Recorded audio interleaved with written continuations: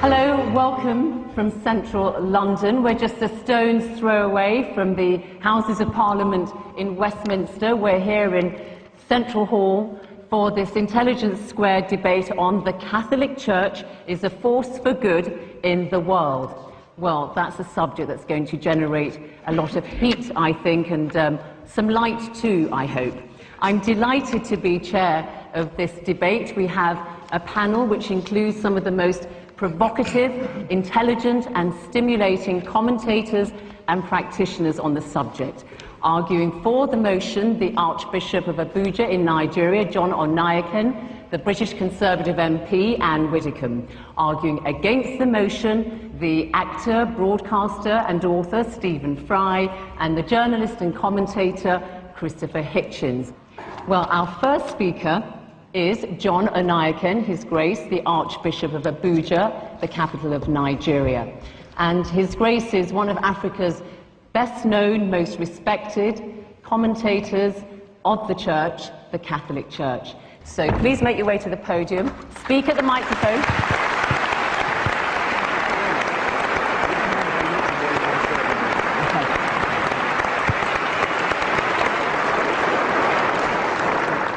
Friends, I certainly must say I'm grateful to be here, because for me it's more than a matter of debate, because that's what my life is all about. If I didn't believe that the Catholic Church is a force for good, I would not devote my whole life to precisely working in that institution, hoping that I am involved in something that is good for the whole world. You see, for me to be a Catholic is a gift of God. Let me start with the word church, the Catholic Church. Obviously, it means many things to many people, but I think as an Archbishop, I should be in a position to say what it does mean, especially to us Catholics. Yes, the Catholic Church is an institution, and some people say it is perhaps the best organized institution in the world, but that's not really the essence of our church. We should go beyond the institution, and for us, the church is first and foremost a community of believers. And this is a community of believers that is spread all over the world, made up of all kinds of people. And the institution itself, as well as those whom we normally consider church people, people dressed up like me, for example, we are there only because of that huge community of people who are Catholics. I'm stressing this so that when you are asking yourself, is the Catholic Church a force for good in the world, don't look at me, don't look at Benedict XVI, look at the Catholics all over the world. That the church is a force for good in the world seems obviously to me is quite obvious. The question probably we should ask is, what kind of force? There was once an arrogant dictator who asked in disdain, how many battalions has the Pope? Obviously, he completely missed the point. It's not about military force or physical force, but it is about force. It's about the force of a spiritual message, the force of values, which has stood the test of 2,000 years. And not only 2,000 years in time, but has spread its message all over the world among different kinds of people, different races.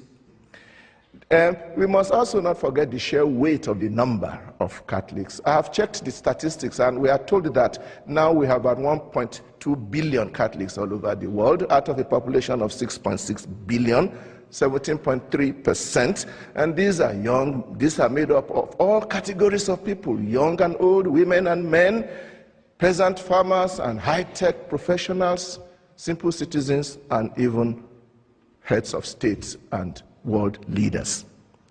This is the great army that is a great force for good in the world, and whatever they are doing, we consider it as being done largely also as a result of the spirit that guides them. Independent statistics have shown that the Catholic Church is doing far more than its numbers and its population would probably suggest. The action of the Church is most significant in communities that are reduced to poverty and misery by human neglect and sometimes by hostile environments. Talking of statistics, I spoke recently with the Director General of UNAIDS, which is the United Nations Agency for HIV and AIDS, and he said that 26% of the health institutions in the world directly involved with the treatment of HIV and AIDS are run by the Catholic Church. And please note that it is a well-known policy of our church that whenever we are engaged in social welfare work, it is always given to all without any discrimination, whether you believe or not, irrespective of creed. Indeed, it is an integral part of our faith that our church is made up of saints and sinners. We are all struggling towards that perfection which Jesus asked us all to follow. Nor am I denying that the Catholic Church has always and everywhere done excellent things, even sometimes in high levels. But this again only proves that we are in this world. Even the late Pope John Paul II had no difficulty at all in admitting the mistakes that people who claim to be Catholics and working in the name of the church have done in the past, and even apologized. And such gestures of apology is very rare in our world today. Let me conclude by drawing your attention to one particular aspect of my faith which I admire greatly. We are very open to dealing and moving and collaborating with others. And I think this is very important for the world of our days. We are talking of the world of today. We need more and more efforts to link hands across all divides so that we can manage to make our planet a better place. A world of justice and peace. Is there still anybody here who still doubts whether the Catholic Church is a force for good in the world? Thank you very much.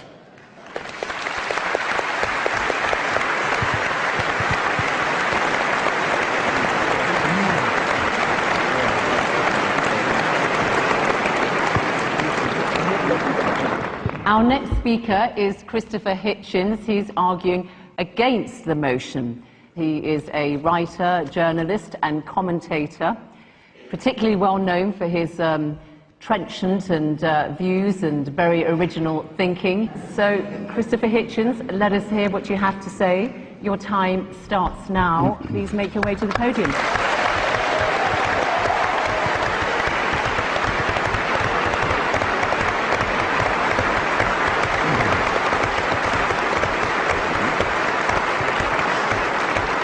I'm sorry to have to begin by disagreeing with His Grace. If you're going to be a serious grown-up person and appear to defend the Catholic Church in public in front of an educated and literate audience, you simply have to start by making a great number of heartfelt apologies and requests for contrition and forgiveness. Now, you might ask, you're fully entitled to ask, brothers and sisters, who am I to say that? Well, in the Jubilee Millennium Year of 2000, the Vatican spokesman, Bishop Piero Marini, said, explaining a whole sermon of apology given by His Holiness the Pope, given the number of sins we've committed in the course of 20 centuries, reference to them must necessarily be rather summary. Well, I think Bishop Marini had that just about right. I'll have to be summary too. His Holiness on that occasion, it was March the 12th, 2000, if you wish to look it up, begged forgiveness for, among some other things, the Crusades, the Inquisition, the persecution of the Jewish people, injustice towards women, that's half the human race right there, and the forced conversion of indigenous peoples, especially in South America, the African slave trade, the admission that Galileo was right, and for silence during Hitler's final solution, or Shoah. And it doesn't end there. There are smaller but significant, equally significant, avowals of a very bad conscience. These have included regret for the rape and the torture of orphans and other children in church-run schools in almost every country on earth, from Ireland to Australia. These are very serious matters, and they're not to be laughed off by references to the occasional work of Catholic charities. But I draw your attention not just to the apologies, ladies and gentlemen, but to the evasive and euphemistic form that they take. Joseph Ratzinger, the current Pope, considered by some, by Catholics, to be the Vicar of Christ on earth, in his comment, one of the few he's made, on the institutionalization of rape and torture and maltreatment of children in Catholic institutions, he has said, it's a very severe crisis which involves us, he said, in the following: in the need for applying to these victims the most loving pastoral care. Well, I'm sorry, they've already had that. And to say that this is the responsibility laid upon you by the horrific admission that you've already had to make is not accepting responsibility in any adult sense. The same euphemism comes in the term some Christians allowed themselves to be deceived in this way and to act against the gospel. Well, anti-Semitism was preached as an official doctrine of the church until 1964. Do you think that might have something to do with public opinion in Austria and Bavaria and Poland and Lithuania? There'll come a time when the church will issue apologies and explanations and half-baked appeals for forgiveness for things it's still doing. I think that there will be an apology for what happened in Rwanda, the most Catholic country in Africa, where priests and nuns and bishops are on trial for inciting from their pulpits and on the church's radio stations and newspapers the massacre of their brothers and sisters. Staying in Africa, I think it will one day be admitted with shame that it might have been in error to say that AIDS is bad as a disease, very bad, but not quite as bad as condoms are bad, or not as immoral in the same way. I say it in the presence of His grace, and I say it to His face. The preachings of His church are responsible for the death and suffering and misery of millions of His brother and sister Africans, and He should apologize for it. He should show some shame.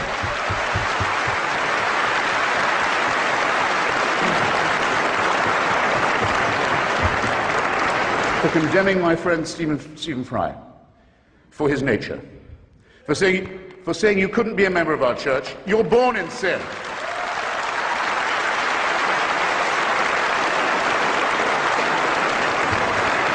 He's not being condemned for what he does, he's being condemned for what he is. You're a child made in the image of God. Oh no, you're not. You're a faggot.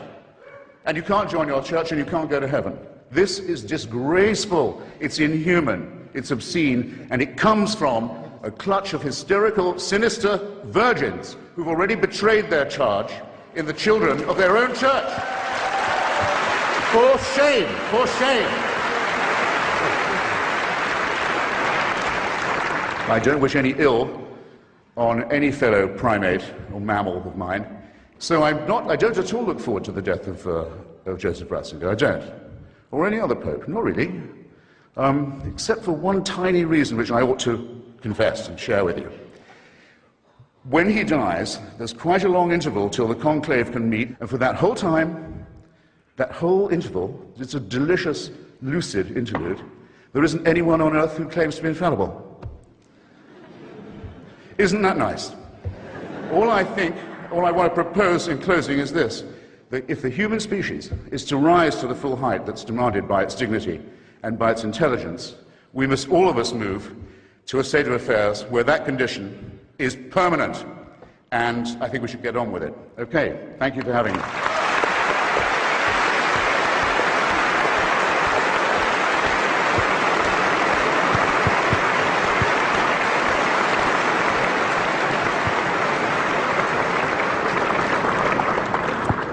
Well, Christopher, thank you very much for all that. Our next speaker is going to have her work cut out because she's speaking in favour of the motion that the Catholic Church is a force for good. The Conservative MP and former government minister, Anne Widdecombe, she's as well known for her religious views as for her politics. If you recall, she left the Church of England in 1992 in a blaze of publicity when it allowed the ordination of women priests. The following year, she converted to Catholicism and has become one of the most vocal and staunchest defenders of the Catholic Church since then.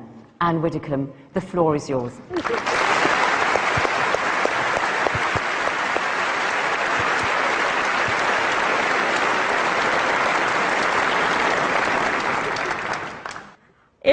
apologies are due tonight. They are due from Christopher Hitchens, who has just run through one of the longest series of misrepresentations of the Catholic Church that I have heard in a long time. He has said, with that certainty which characterises his utterances, that the Catholic Church has had a history of anti-Semitism.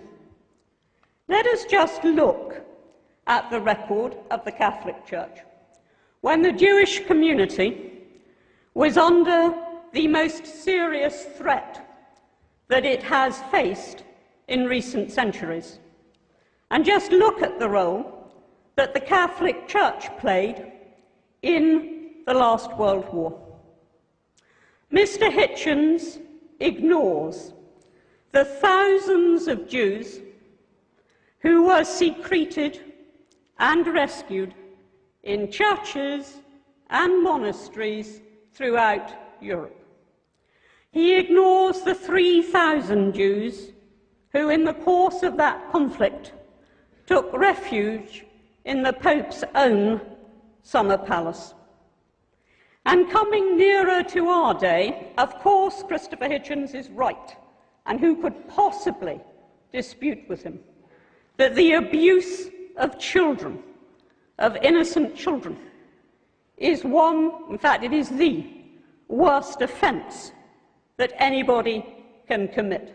Of that, no doubt.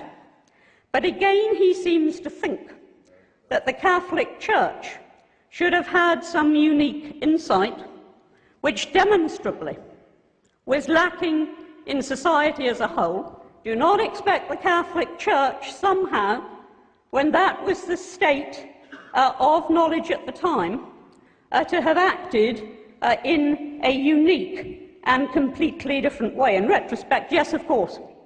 In retrospect, yup. In retrospect, it should have done. So should the magistrates. So should the Samaritans. So should the National Council of Civil Liberties.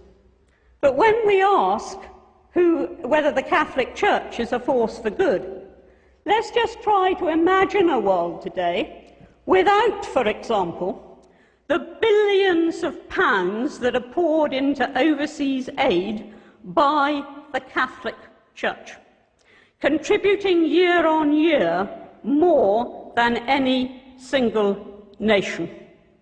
Imagine the developing world had been left without the input of the medicine and the education that was brought to it by the missions.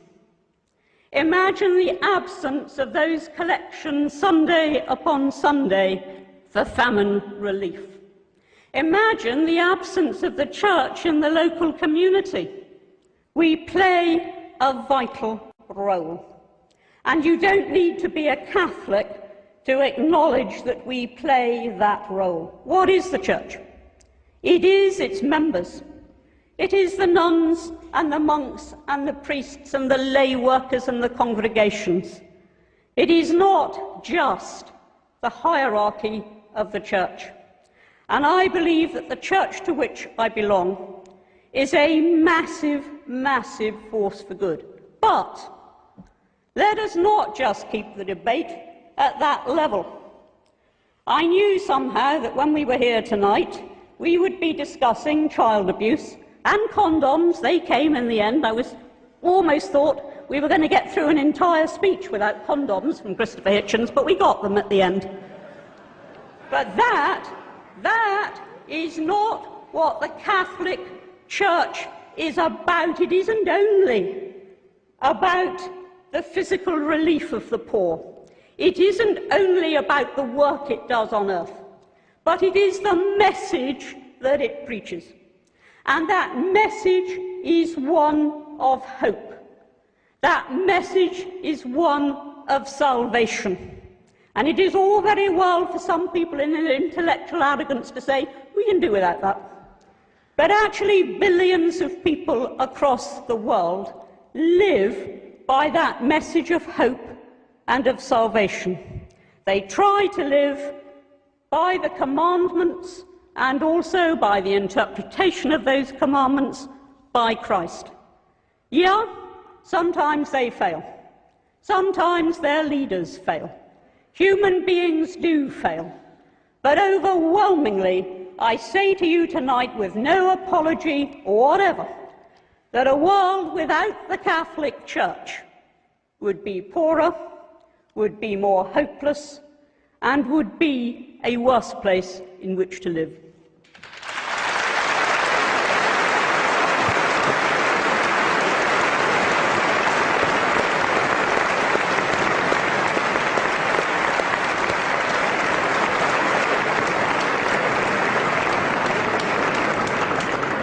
Well, thank you very much indeed, Anne Widdecombe. And our final speaker is against the motion, Stephen Fry, a bit of an all-rounder really. Stephen can turn his hand to many things. Stephen, let's hear your views.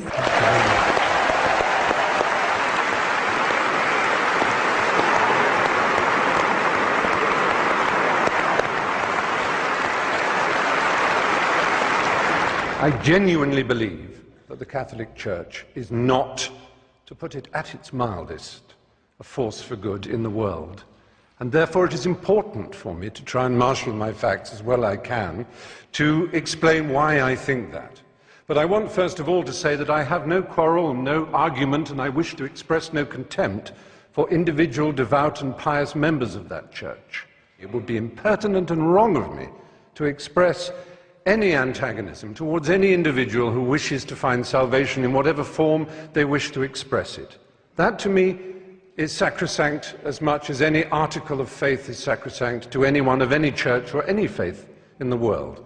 It's very important. It's also very important to me, as it happens, that I have my own beliefs. They are a belief in the Enlightenment, they are a belief in the eternal adventure of trying to discover moral truth in the world. And there is nothing, sadly, that the Catholic Church and its hierarchs likes to do more than to attack the Enlightenment. It did so at the time. Reference was made to Galileo and the fact that he was tortured for trying to explain the Copernican theory of the universe. Just imagine in this square mile how many people were burned for reading the Bible in English. And one of the principal burners and torturers of those who tried to read the Bible in English here in London was Thomas More. Now, that's a long time ago. It's not relevant, except that it was only last century that Thomas More was made a saint, and it was only in the year 2000 that the last pope, the Pole, he made Thomas More the patron saint of politicians. This is a man who put people on the rack for daring to own a Bible in English. He tortured them for owning a Bible in their own language. The idea that the Catholic Church exists to disseminate the word of the Lord is nonsense. It is the only owner of the truth for the billions that it likes to boast about, because those billions are uneducated and poor, as again it likes to boast about. It's perhaps unfair of me as a gay man to moan that this enormous institution, which is the largest and most powerful church on earth, has over 1 billion, as they like to tell us, members, each one of whom is under strict instructions to believe the dogmas of the church, but may wrestle with them personally, of course. It's hard for me to be told that I'm evil, because I think of myself as someone who is filled with love, whose only purpose in life was to achieve love, and who feels love for so much of nature and the world and for everything else. We certainly don't need the stigmatization, the victimization that leads to the playground bullying when people say you're a disordered, morally evil individual. That's not nice. It isn't nice.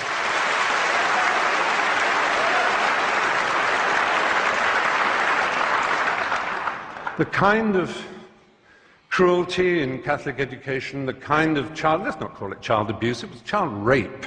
The kind of child rape that went on systematically for so long.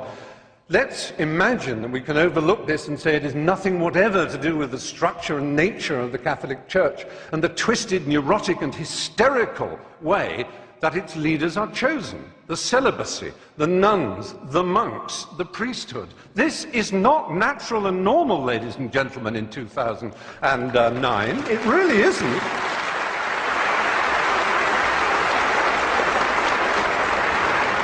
I have yet to approach one of the subjects dearest to my heart. I've made 3 documentary films on the subject of AIDS in Africa.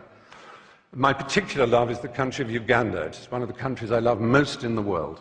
There was a period when Uganda had the worst incidence of HIV/AIDS in the world.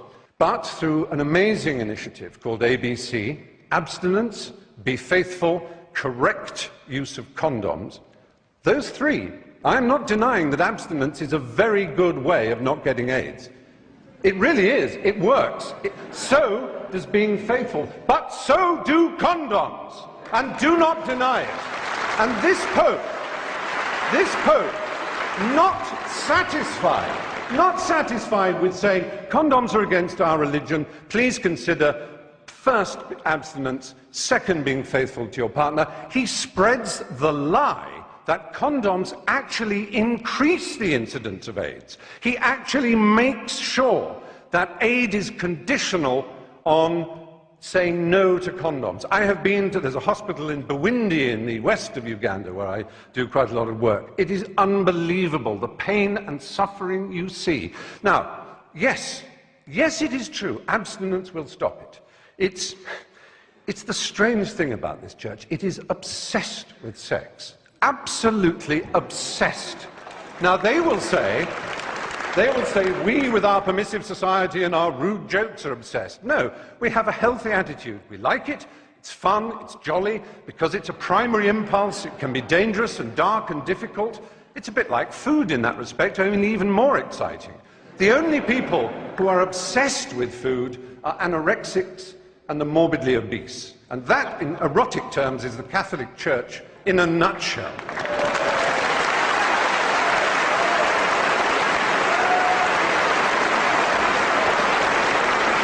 Well, do you know who will be the last person ever to be accepted as a prince of the church? The Galilean carpenter, that Jew. They would kick him out before he tried to cross the threshold. He would be so ill at ease in the church. What would he think? What would he think of St. Peter's? What would he think of the wealth and the power and the self-justification and the wheedling apologies?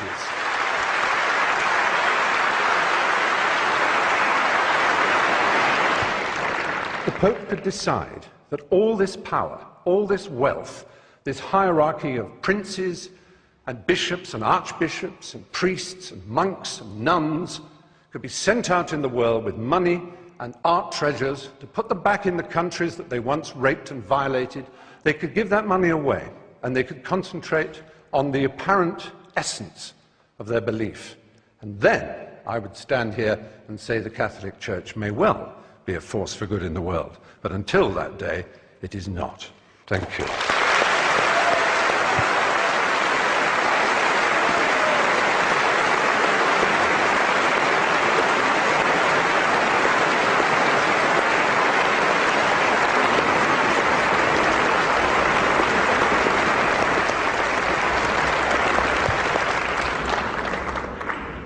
Well, Stephen Fry, thank you very much. So you've heard all our 4 speakers.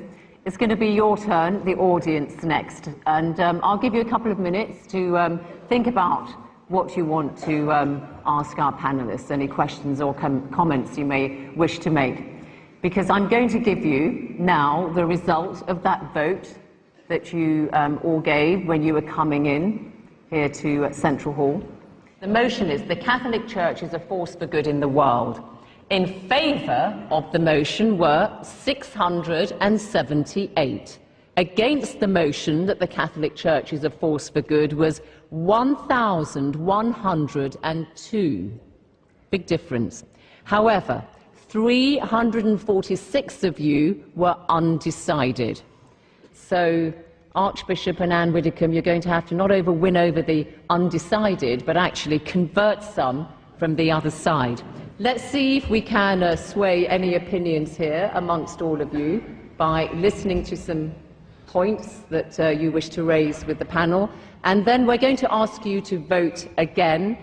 Now, put your hand up if you want to speak. If you go on, I've got a little button here that will render you inaudible, so please keep your comments to the point. You're standing, sir, so you must be terribly keen and enthusiastic, so I will come to you first. Say your name and designation if you wish to, if you think it may be relevant. My name is Keith Wood, I'm the Executive Director of the National Secular Society, and I've just come back from the United Nations Human Rights Council in Geneva, where I put to the United Nations Human Rights Council the fact that the Holy See, its alter ego of the Catholic Church, has broken 5 articles of the United Nations Convention on the Rights of the Child. Just one of those was it's supposed to produce annual reports, and it's 12 years behind in doing those. It did not deny, the Holy See came back and did not deny any of the charges that I made on the 22nd of September. Okay. All it said... You're losing us. What is your point, please? My point is that it did not deny breaking 5 articles of the UN Convention on the Rights of the Child on child abuse. And I think it's disgraceful that it should be allowed to do it, and that the international community should let it get away with it. Okay, thank you. We'll take another question. There's a lady here. I would like to ask Mr. Hitchens if he is only against the Catholic Church or against all religions. Shall I go to the podium? I'm just going to take one more. No, just stay here. I think I heard. Okay. Anybody upstairs? Can I see? I'm sorry, the lights are in my eyes. Hi there. This is a question for Christopher Hitchens. Many people today feel that we're really living in some kind of moral crisis, and you can see that all around us. Now, if one thing that the Catholic Church does do for good, in my opinion, is give us the 10 Commandments, a very basic, obvious way of giving us some kind of moral guidance. Would you not agree with that?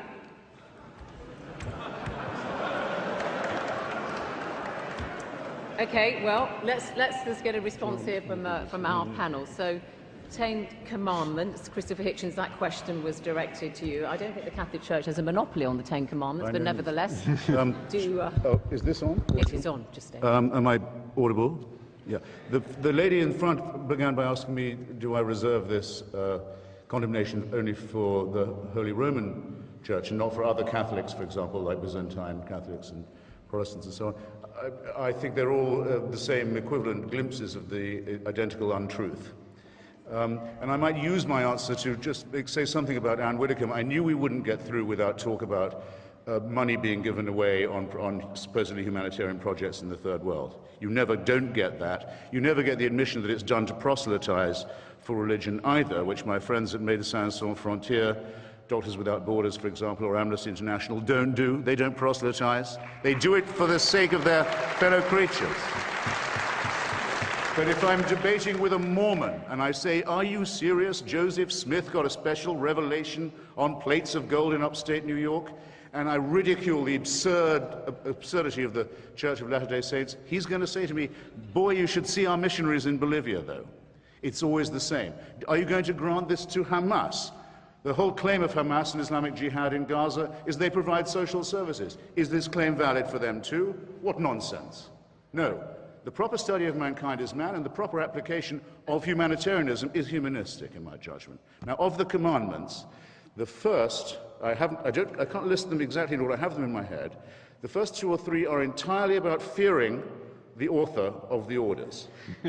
Entirely about being terrified of someone who you're enjoined to love. I don't know about you, ladies and gentlemen, but the idea of compulsory love has always struck me as a bit shady, especially if you're ordered to love someone who you absolutely must fear. So the first 3 are, look out for me and keep at least one day of mine where you'll be terrified full time. Wait a second. Well, it is 10 Commandments, darling. All right, yes, I know, but I do want to give the other side a chance to come in. Okay. Have you made your point there? Okay, Anne Widdecombe, 10 Commandments, firm bedrock of moral teaching.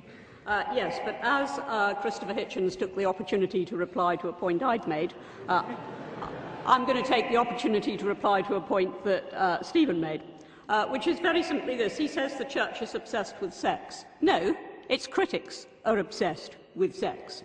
There's no sex in the Creed. There's no sex in the Lord's Prayer.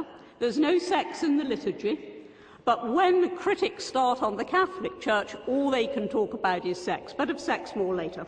If we can come to the Ten Commandments, I would have thought it quite obvious that the Ten Commandments set out a blueprint for a moral and successful society. Let us just look at some of them. Honour thy father and thy mother. Think of today's disrespect. Thou shalt not steal, thou shalt not kill, thou shalt not commit adultery, and thou shalt not covet. Tell that to the bankers with their bonuses. I actually think that if you look at the moral precepts of the Ten Commandments, they're as relevant now as they were then. Okay. Archbishop, do you want to come in briefly on this? And that point about the rights of the child, I mean, there's something that's come up quite a bit.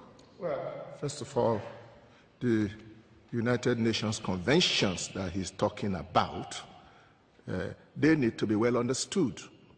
And it is a fact that there is not a unanimity even in the interpretation of the content and the meaning of many of those conventions is referring to. I am not particularly personally conversant with the issues he is raising, the 5 accusations that he has laid against the Holy See, but I'm sure that the permanent observer of the Holy See in Geneva would have given adequate answer to his question. As for defense of children, taking care of children, I think we don't have to go to the United Nations to learn about that. Oh, by the way, the 10 Commandments are in the Bible, but my father knew it before he became a Christian. All African religions recognized those basic norms of morality. Everybody knows that. All right. Let's take some more questions from the floor. Okay. Don't need the Bible for that. Chap there. Hi. This is a very simple question for Anne Widdecombe. You might think it may be a naive question. If so, I'd be very happy to be educated. Why is it wrong for a woman to become a priest, but perfectly acceptable for a woman such as yourself to become an MP? Okay, thanks.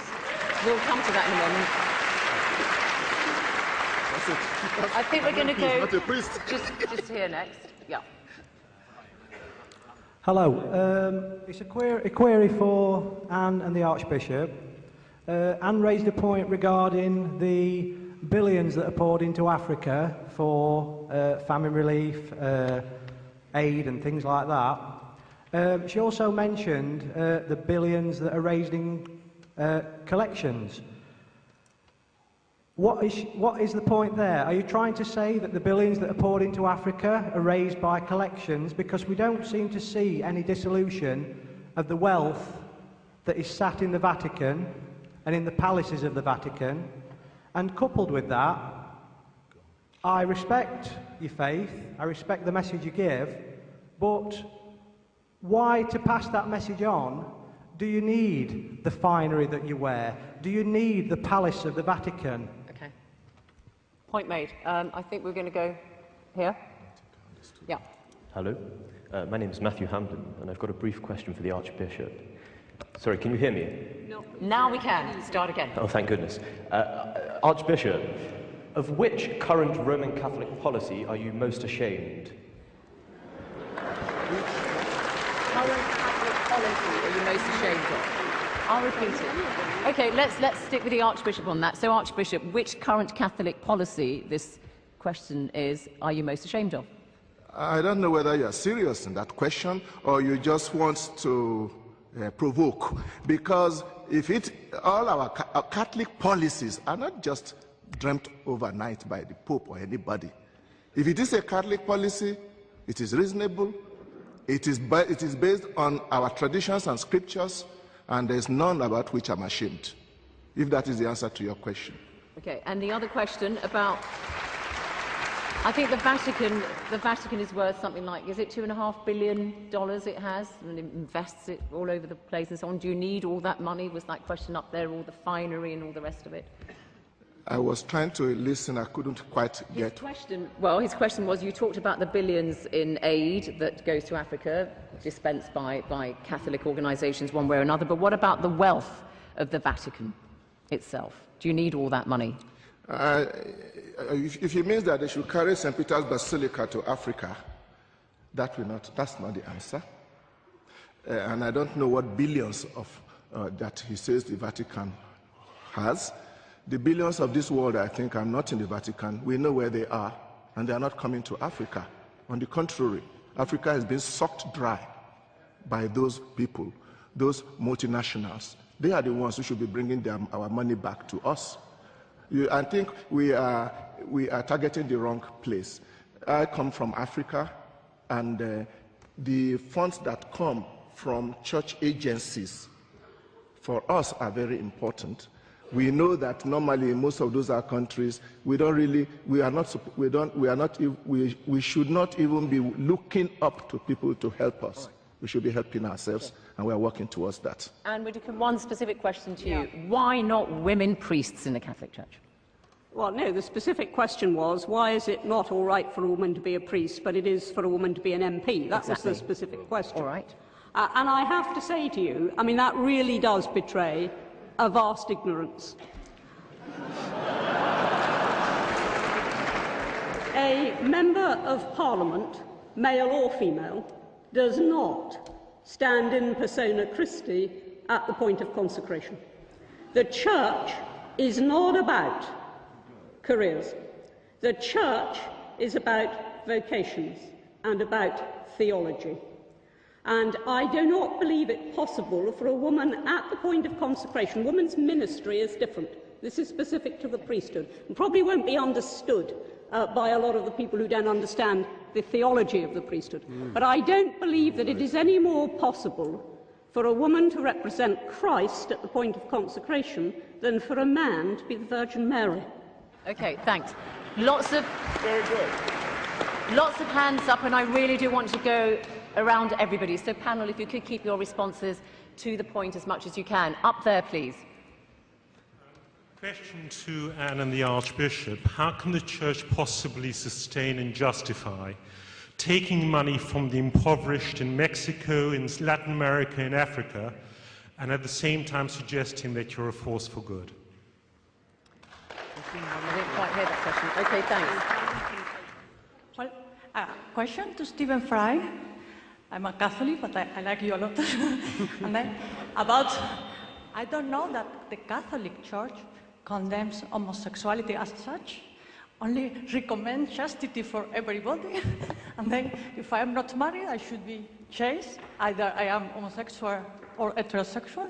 And also, as I have read in your books, you should not, or you don't consider that to be celibate for a long period is something so awful or impossible. Okay, all right, thank you. Now, okay, did I say that? Yeah. I missed that first. Hi, question for Anne Widdecombe, actually. You accused Christopher Hitchens of judging the Catholic Church by the standards of the time, but surely the truths in your doctrines are either eternal or they're not.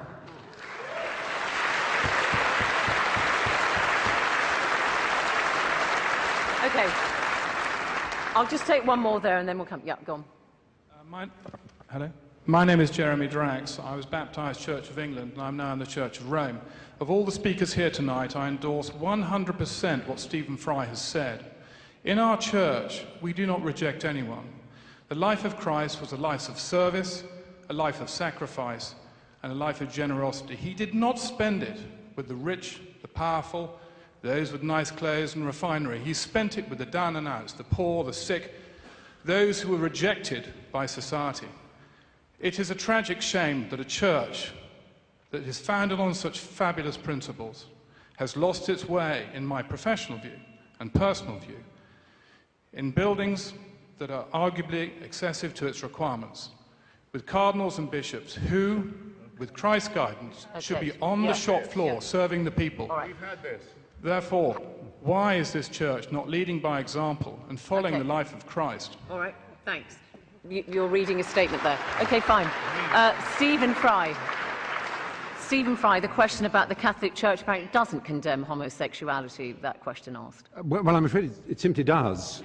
It does condemn it, yes. It calls it the official word is disorder, but it was refined by the current pontiff, Ratzinger, who called it a moral evil.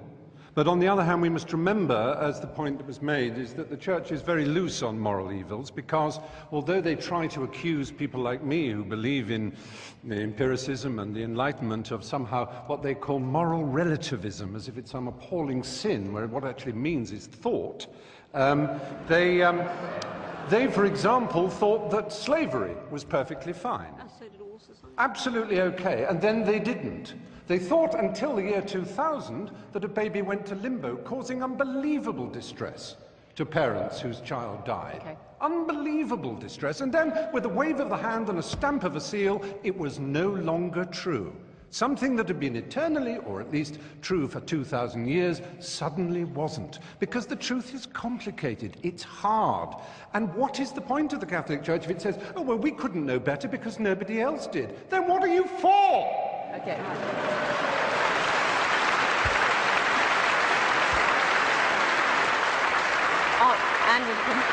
And the question about eternal truth as well, if you could, yeah. I think it is high time. I didn't want to get into too much theology tonight, but I think it's high time that this interpretation of limbo by Stephen Fry was questioned. Now, I actually went to a Catholic school. I absorbed Catholic doctrine. I was certainly taught about limbo, and I don't actually recognise Stephen's description of it. Because it wasn't for all eternity. What limbo was simply, and I do appreciate that to most people this won't matter, but it just needs answering. What limbo was straightforwardly a place where they waited for the second coming. That is all. It's a long wait. Long wait, yeah, long wait. And Archbishop, can you just clarify for us on this thing about homosexuality? The Catholic Church condemns the act but not the individual. Did Jesus Christ himself actually say anything about homosexuality? I don't think he did. That is a wrong question in this regard.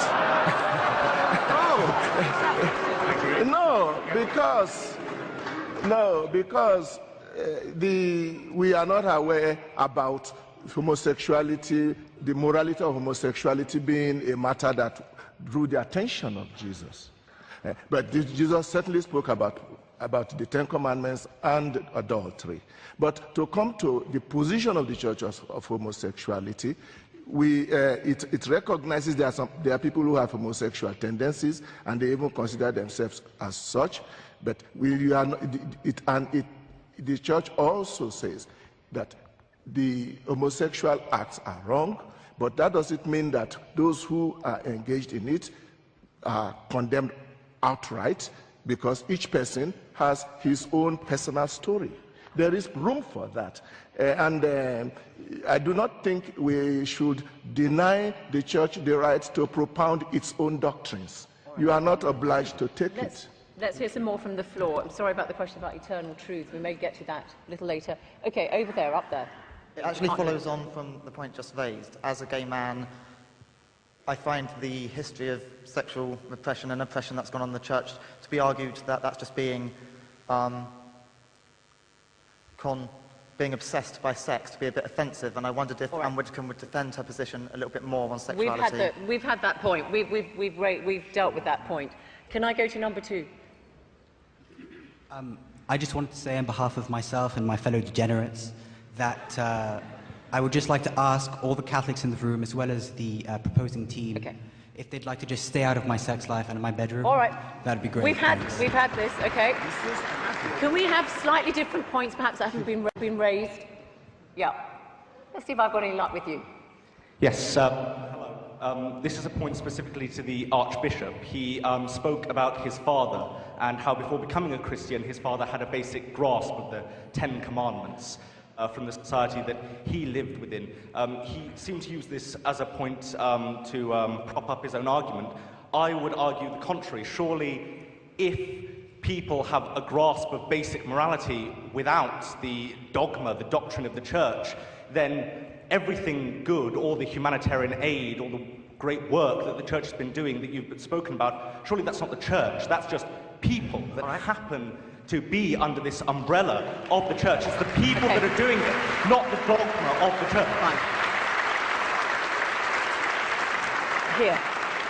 I'm going to take that as a point rather than a question. Could, the young lady with the spectacles, yeah. Yeah, talking about sort of the humanitarian aspect of what's done, I was just wondering if Stephen Fry and Christopher Hitchens felt that perhaps there would still be the same amount of aid and the same amount of concern for sort of people in Africa that do need our help without sort of this emotional, spiritual blackmail that perhaps the Catholic Church can be guilty of. Okay, we'll come to that. Any supporters of the Catholic Church? Because so many of you, sorry, I'm not showing bias, but just to spice things up. Wait till the microphone gets to you.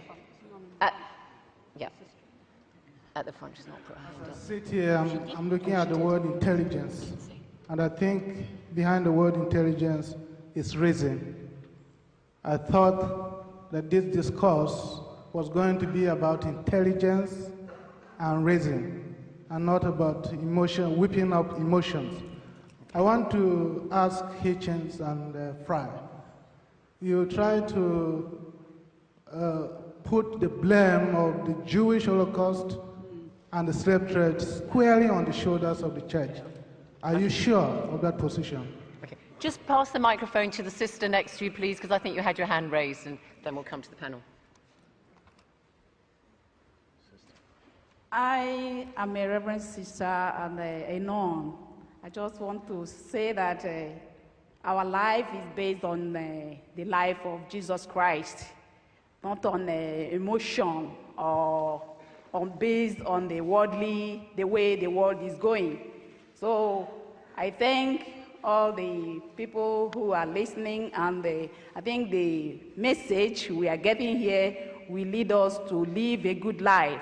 That's why myself, sitting here listening to the talk, I think it is good that we focus our attention on the life lived by our Lord Jesus Christ. Thanks very and much. What our Archbishop trying Thank to you. Thank you, sister. teach us. Thank you. Let me just take a couple more, actually, because so many hands in the air. Can we come... Yeah, just take your pick at the front there. Can you keep your points very brief, because really you're taking liberties too much, too long. Anne Widdecombe said there was no sex in the Lord's Prayer. In the world I inhabit, you don't become a father without sex being involved. All right, we'll take that as a point, as a comment. If you've got brief comments, okay, there, and then I'm going to come to the panel, don't worry. As is so often the case in these debates, the devil lies in the interpretation of single words in the motion.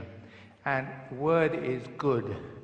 And it is, I think, one has to accept that if you have 1 billion followers, then it is an enormous force. But whether it's exercising its good now or it should change, Stephen Fry left the door open to us to see that if the Curia and the Pope admit that there needs to be change, then we would, I think, vote more favourably for the Church. Okay, thanks. Let's just get through some more comments. Okay, yeah, briefly, please, briefly. Thank you. As somebody who spent 38 years of her life as a Catholic and then Start saw the again, light. start again. Sorry, we didn't hear. I spent 38 years of my life as a Catholic and then I saw the light.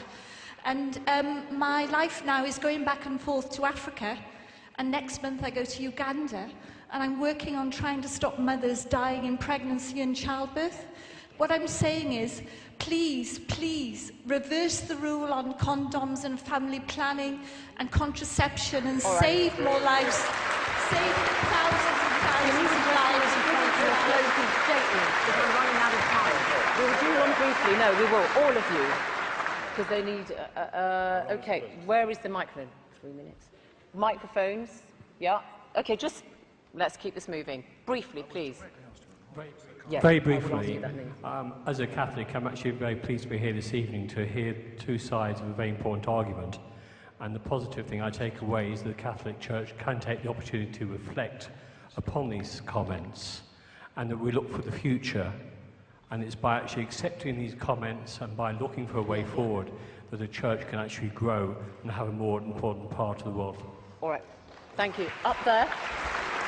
You're going to have to address all these points in your closing statement. Hello, this is a question for Stephen and Christopher. I'm really happy that Stephen's mentioned the Enlightenment and empiricism, which is something that I think can add a lot to human existence.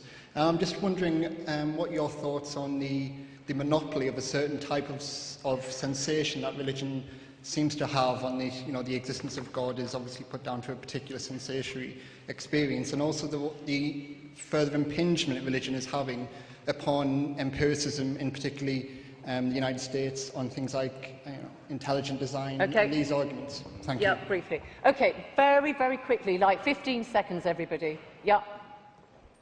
Where is the microphone? Just take it there. You don't have to stand in the middle. Just a question for the Archbishop. I'd like to know how you calculate the figure of how many Catholics there are in the world. I was baptised a Catholic. I'm now atheist. I presume it's done by baptism records, and I'm calculated as a Catholic. Okay. And why can I not now disassociate myself from the Church? All right. I'm sorry, everybody. Can't really take any more questions. Can't take any more questions from the panel. What I propose is this. You've heard the points that are raised. Some of them were comments, some of them were questions. You're going to have a few minutes to make your closing statements. Please incorporate these questions that you heard in your closing statements, because audience, I want you to vote again. Now, for those of you who are watching at home, if you'd like a briefing booklet on some of those issues that you've heard raised today, then please go to www.intelligencesquared.com and you can download that booklet. Anybody can do it, and it's absolutely free. Okay, so everybody is doing that. So while you're all doing that, it's going to take a little bit of time. We're going to hear the closing statements incorporating some of the points that you, the audience, raised, and we're going to do it in reverse order this time. And it's going to be Stephen Fry first. Well, it's been a really interesting debate, and I've loved some of the questions from the floor. I suppose I'm slightly disappointed that Anne Widdecombe in particular should say, oh, I knew they'd bring up condoms and child rape and homosexuality. It's a bit like a burglar in court, so you would bring up that burglary and that manslaughter. You never mention the fact I give my father a birthday present. You know, it's, yes, are you getting the message? There is a reason we hammer home these issues, because they matter. There's such an opportunity, owning 1 billion souls at baptism. It's such an opportunity to do something remarkable to make this planet better. And it's an opportunity that is constantly and arrogantly being avoided, and I'm sorry for that. Okay, thank you.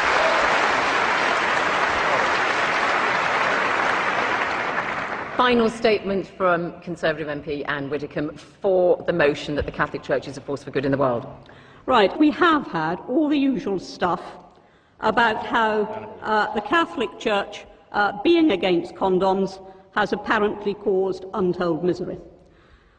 As I've said, our opponents always try to home in on sex, when the teachings of the Church, which are, after all, only about the stability of family, the maintenance of fidelity, the virtue of chastity, when the Church teaches that as one part of all its teaching, I do sometimes despair at the way that these debates always come back to that. So I'm very pleased to have been here tonight, despite the fact that I think the incoming poll was slightly discouraging. I'm very pleased to have been here with the Archbishop and with the two gentlemen opposite, and thank you for the opportunity. Okay.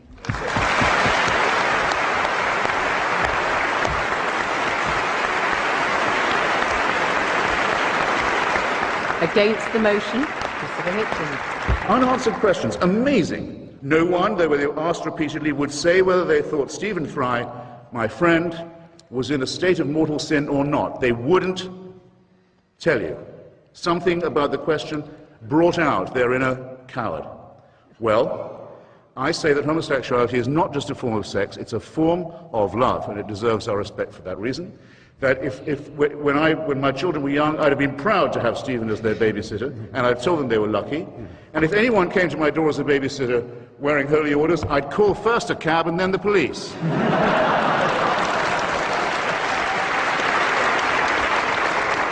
Final statement from our final speaker, Archbishop of Abuja, John Onaiyekan. You've got to make your final pitch now to the audience. Thank you very much. I just want to draw the attention of the audience back to the topic. Yeah. And the topic is quite clear. The Catholic Church is a force for good in the world. It did not say it is the only source for good. It did not say it has always been a source for good. It's not in the past tense, it's in the present tense, is a source for good.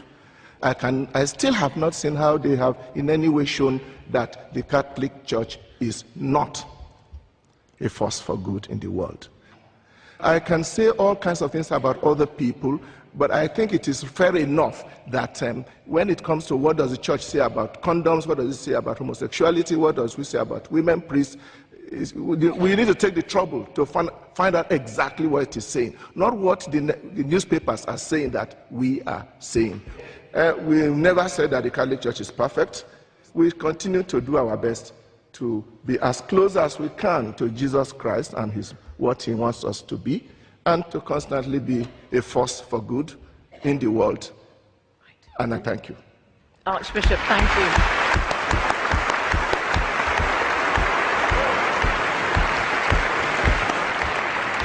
Audience, you've all voted again. Now, the moment of truth panel. Let me remind everybody that before the debate, when everybody came in, this is how you voted. For the motion that the Catholic Church is a force for good in the world, 678. Against the motion, 1,102. And the undecideds, the don't knows, were 346. This is how you voted subsequently. For the motion that the Catholic Church is a force for good, from 678, it's gone to 268.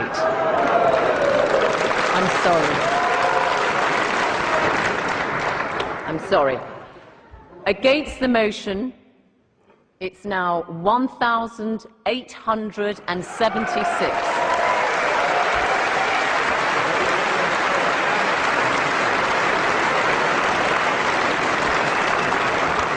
And you can see that doesn't leave very many don't knows. It's 34 undecided. So commiserations, Archbishop and Anne Widdecombe. Congratulations, Stephen Fry and Christopher Hitchens. Thank you all. From me, Zain Abadawi, goodbye.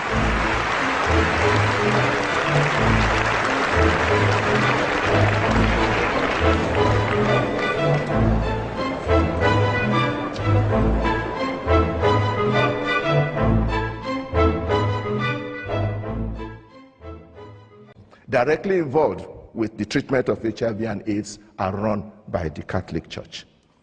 And please note that it is a well-known policy of our church that whenever we are engaged in social welfare work, it is always given to all without any discrimination, whether you believe or not, irrespective of creed.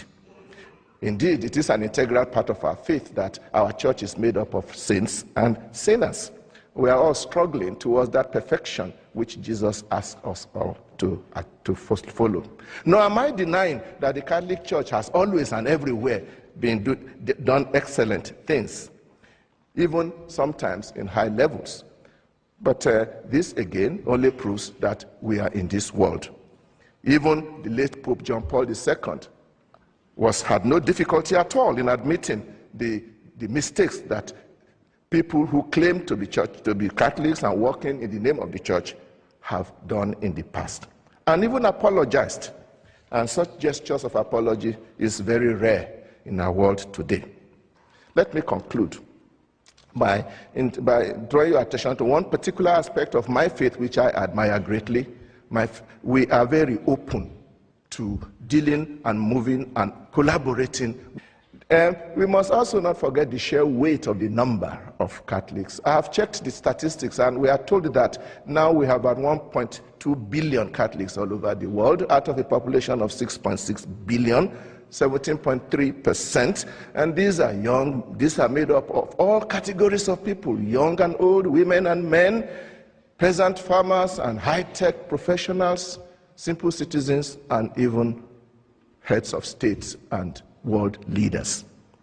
This is the great army that is a great force for good in the world, and whatever they are doing, we consider it as being done largely also as a result of the spirit that guides them. Independent statistics have shown that the Catholic Church is doing far more than its numbers and its population would probably suggest. The action of the Church is most significant in communities that are reduced to poverty and misery by human neglect and sometimes by hostile environments. Talking of statistics, I spoke recently with the Director General of UNAIDS, which is the United Nations Agency for HIV and AIDS, and he said that 26% of the health institutions in the world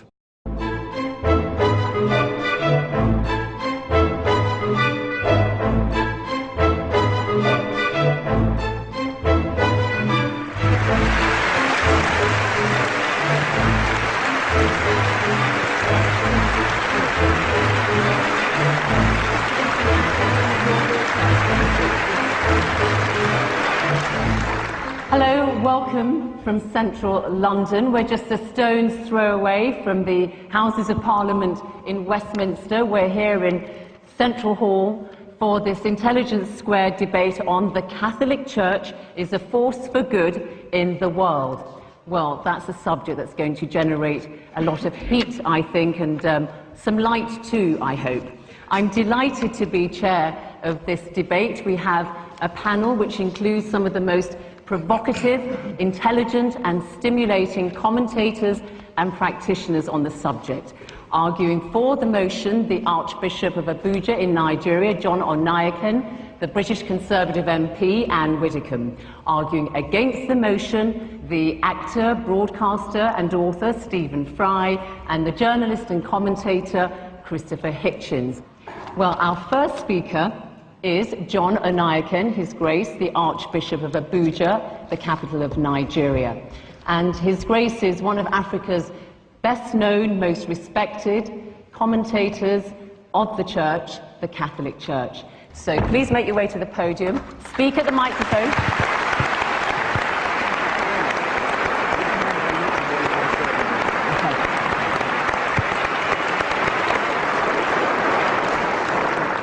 Friends, I certainly must say I'm grateful to be here, because for me it's more than a matter of debate, because that's what my life is all about. If I didn't believe that the Catholic Church is a force for good, I would not devote my whole life to precisely working in that institution, hoping that I am involved in something that is good for the whole world. You see, for me to be a Catholic is a gift of God. Let me start with the word church, the Catholic Church. Obviously, it means many things to many people, but I think as an Archbishop, I should be in a position to say what it does mean, especially to us Catholics.